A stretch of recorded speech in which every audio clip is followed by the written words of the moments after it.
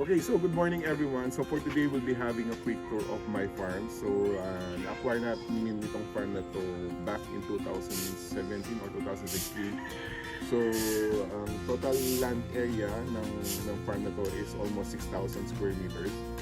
So back then, wala pang halaman to. So 5 years after, makikita niyo mamaya kung ano na yung mga naitanim namin. So tara, let's have a quick tour of it. Let's go.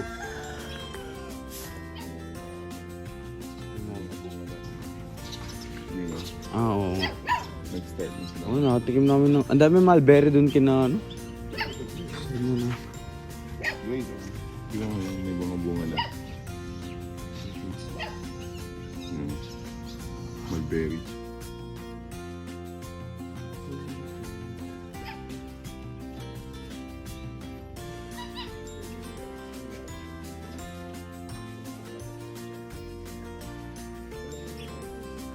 Ito, Chico. Meron ng bunga yun. Ayun o, may mga ano na siya, may mga wala bulaklak na siya.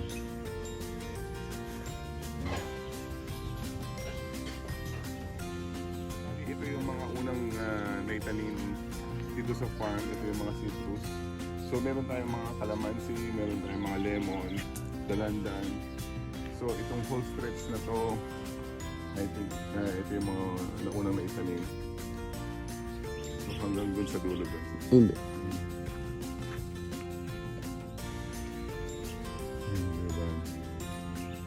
May ragulno rin mango. So bali ang vision natin dito sa farm na to is actually sustainable farming. So gusto ko dito lahat manggagaling yung kinakain para organic, walang ganong chemicals. And also ang next plan natin is to have a fish pond sa banda doon. So tinitinan pa natin kung saan yung best spot para doon sa fish pond natin. Okay?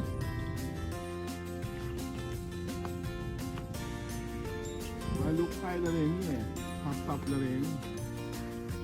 Pero ganda naman yun.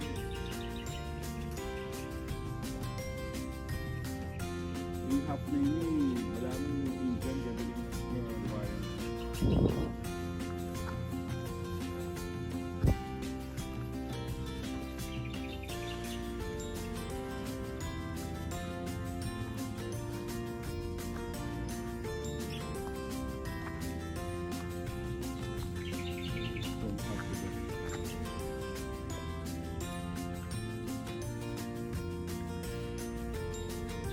Kasi ba pa niya may bagyo, may akakaila pa rin eh. Siguro yun eh. Mas masal.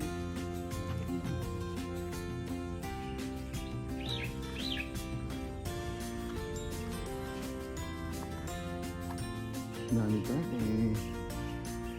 Kung di namin yan.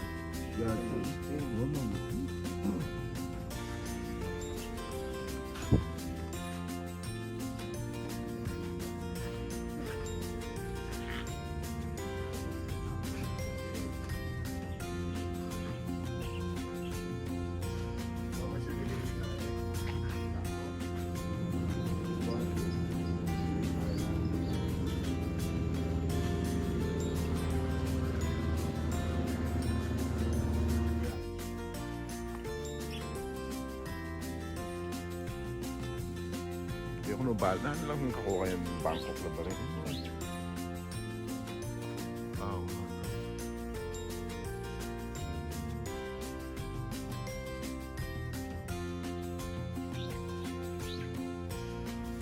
Bayo mo naman, di nga na.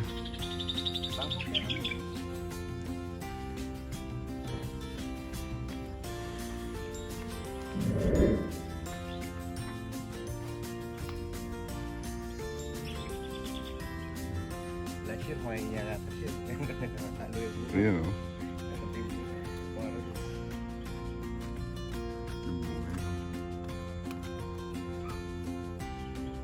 Padagulda.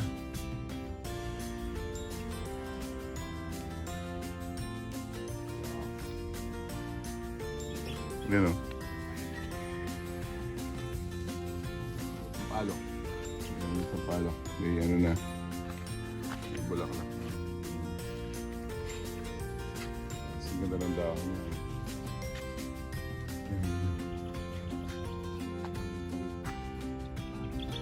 So, bali mabalag yan kanina. Wala ganun.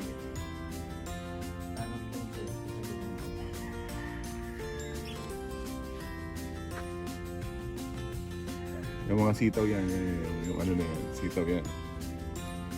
Hanggang doon, sitaw.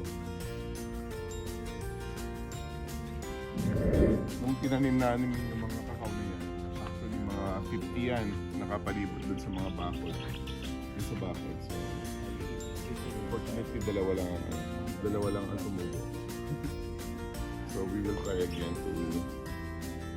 Kasi noon wala pa talagang idea kung paano magtanim.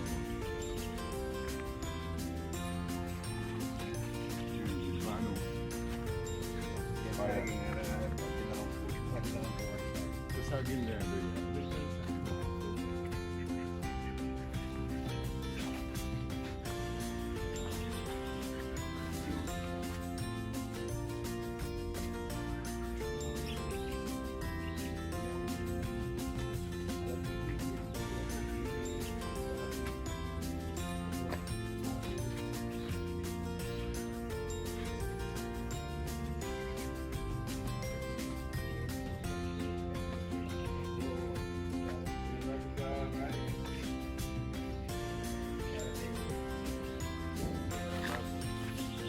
Ito yung Kamias tree.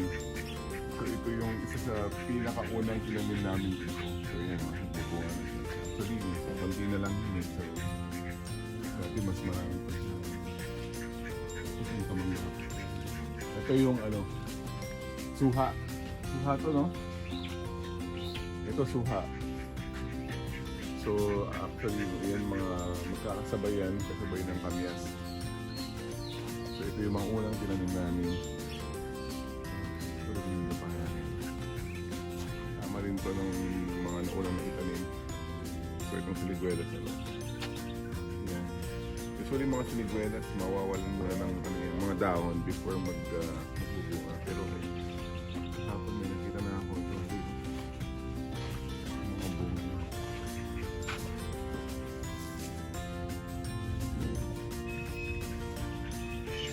So grapes, ayan, isa sa pinakabago dito sa farm. May bunga na to ha, sorry.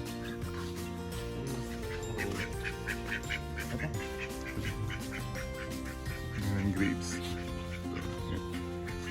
Ayan, bunga. Matamis ba itong mga to?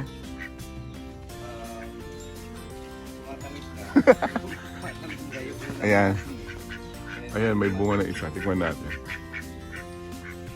Tikman mo. Siya.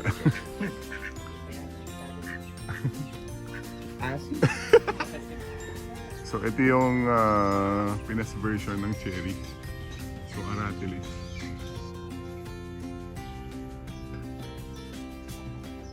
Diba?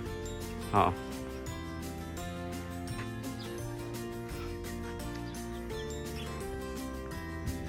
Ito. Ang problema, itong gas na rep na, hindi na yun.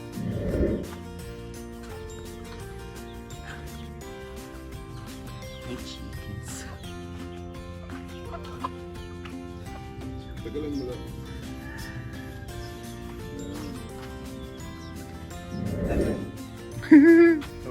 Ayan, Nigel. Free flight. Free flight itik. Step up, step up, step up. Ano? Ala yung pares. Wala. Something na. Treo. Itik. Free flight ka with Nigel. Nigel.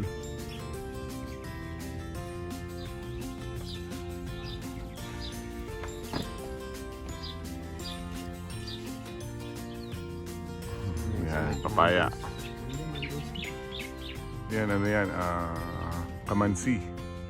Kamansi. Ayun, may bunga na rin siya doon. Hindi ba? Breadfruit ba yan? Kamansi is breadfruit. Yung ano yan, diba? Yung... Ito, mga dwarf coconut galing namin sa Valerian. So, yung buong stretch na yan dati, merong kakao. Kaya lang, as I've said, yung iba namatay dahil sa init. Ito, ano to, ang tawag dito is anatis sa Kapampangan. Ewan ko kung anatis din sa Tagalog yun. So, parang atis siya na anonas. Pero parang atis din siya eh, no? Rambutan niya. So, yun, rambutan din yun. Anunas, ito yung anunas. Ayan, anunas din yan. Swimming pool. Swimming pool.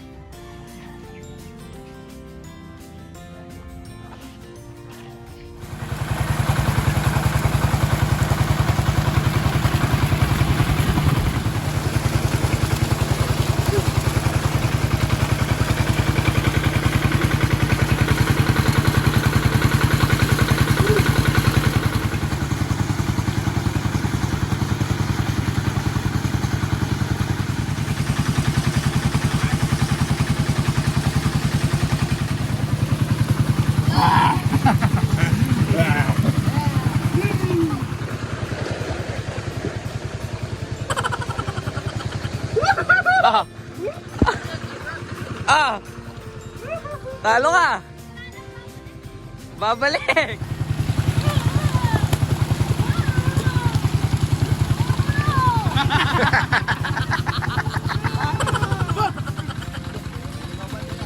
Say hi!